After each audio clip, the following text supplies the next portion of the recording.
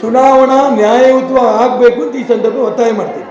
ಚುನಾವಣಾ ಆಯೋಗಕ್ಕಿರ್ಬೋದು, ಚುನಾವಣಾ ಅಧಿಕಾರಿಗಳು, ಜಿಲ್ಲಾಧಿಕಾರಿಗಳಿರ್ಬೋದು, SP ಇರ್ಬೋದು, ಇದ್ರ ಬಗ್ಗೆ ಗಮನ ಕೊಡಬೇಕು. ಶಿರಾಳಕೊಪ್ಪದಲ್ಲಿ ಆದಂಥ ಘಟನೆ ಇಡೀ ಲೋಕಸಭಾ ಕ್ಷೇತ್ರದಲ್ಲಿ ಇನ್ನೆಲ್ಲೂ ಆಗಬಾರ್ದು. ಇದನ್ನು ಗಮನಿಸಬೇಕು. ನನ್ನ ಭಾಷಣಗಳಿಗೆ, ಸಾರ್ವಜನಿಕ ಸಭೆಗೆ ಯಾವುದೇ ಕಾರಣಕ್ಕೂ ಪರವಾನಗಿ ತಗೊಂಡಿರೋದಕ್ಕೂ ಕೂಡ ಅಡ್ಡ ಬರ್ತಿರೋದ್ರ ಬಗ್ಗೆ ತೊಂದರೆ ಆಗದಂಗೆ ಚುನಾವಣಾ ಆಯೋಗ ಗಮನಿಸಬೇಕು. ಚುನಾವಣೆ ಪೂರ್ಣ ಶಾಂತಿಯಿಂದ ಆಗೋದಕ್ಕೆ ಗಮನಿಸಬೇಕು. ನಾನು ಅದಕ್ಕೋಸ್ಕರ ಯಡಿಯೂರಪ್ಪನವರು ಹಿಂದೆಂದೂ ಹಿಂಗೆ ಮಾಡಿರಲಿಲ್ಲ ನಾನು ನೋಡಿರೋ ಪ್ರಕಾರ. ಅದಕ್ಕೆ ತನ್ನ ಮಗ ಸೋಲ್ತೀಯ ಅನ್ನೋಂಥ ಭೀತಿಯಿಂದ ಈ ರೀತಿ ದಾರಿ ತಪ್ಪುವಂಥ ವ್ಯವಸ್ಥೆ ಇದೆಯಲ್ಲ, ಇದನ್ನು ನಾನು ಖಂಡನೆ ಮಾಡ್ತಿದ್ದೀನಿ.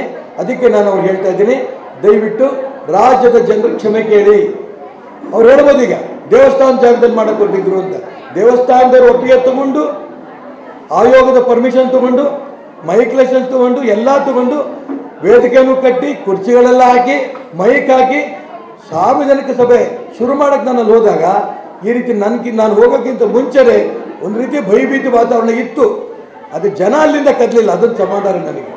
ಹಾಗಾಗಿ ನಾನು ಮತ್ತೆ ಅಲ್ಲಿ ಸಂಘರ್ಷಕ್ಕೆ ಇಳಿಬಾರ್ದು ಅಂತ ಕಾರಣಕ್ಕೆ ದೊಡ್ಡ ಒಂದು ಏನು ಅಗಲವಾದ ಡಬಲ್ ರೋಡ್ ಇತ್ತು, ಆ ಡಬಲ್ ರೋಡನ್ನೇ ನಾನು ಮೈದಾನ ಮಾಡಿಕೊಂಡು, ನಾನೇನು ಪ್ರಚಾರದ ವಾಹನ ಇತ್ತು, ಆ ಮೈಕ್ ಇತ್ತು, ಪ್ರಚಾರದ ವಾಹನದ ಮೈಕನ್ನೇ ಬಳಸ್ಕೊಂಡು ನಾನು ಭಾಷಣ ಮಾಡಿ ಬಂದಿದ್ದೇನೆ.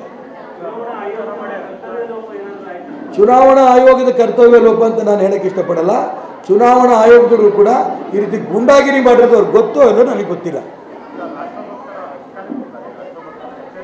ಇದು ಮುಗೀತಲ್ಲ ಗೂಂಡಾಗಿರಿ. ಇದು ನೀವು ಹೇಳಿದಂಗೆ 3ನೇ ಅಂಶ, ಅವ್ರು ಸೋಲ್ತೀನಿ ಅನ್ನೋದು ತೀರ್ಮಾನ ಆಗೋಗಿರೋದು ಒಂದೊಂದೇ ಅಂಶ ನಿಮ್ಗೆ ಗಮನಕ್ಕೆ ತರ್ತಾ ಇರೋದು.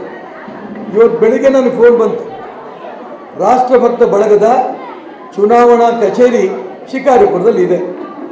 ವಾಮಾಚಾರ ವ್ಯವಸ್ಥೆ, ವಾಮಾಚಾರ ಮಾಡಿಬಿಟ್ಟಿದ್ದಾರೆ.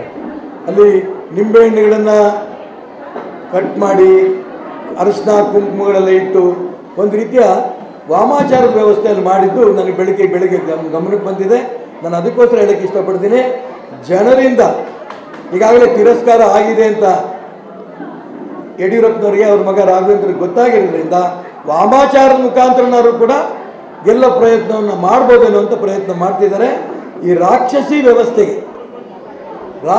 ವ್ಯವಸ್ಥೆಗೆ ನಾನು ವಿರೋಧ ಮಾಡ್ತೇನೆ.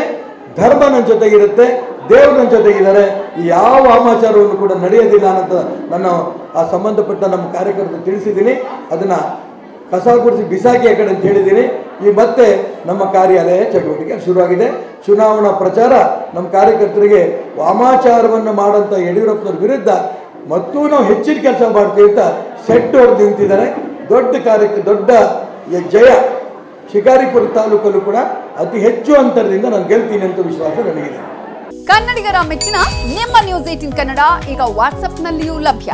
ಕರ್ನಾಟಕ ಮತ್ತು ದೇಶ ವಿದೇಶದ 360 ಡಿಗ್ರಿ ಸುದ್ದಿ ವಿವರವನ್ನ ನೀವು ನಿಮ್ಮ ಕೈ ಬೆರಳುಗಳಲ್ಲಿಯೇ ಪಡೆಯೋದಿಕ್ಕೆ ಈ QR ಕೋಡ್ ಅನ್ನು ಸ್ಕ್ಯಾನ್ ಮಾಡಿ.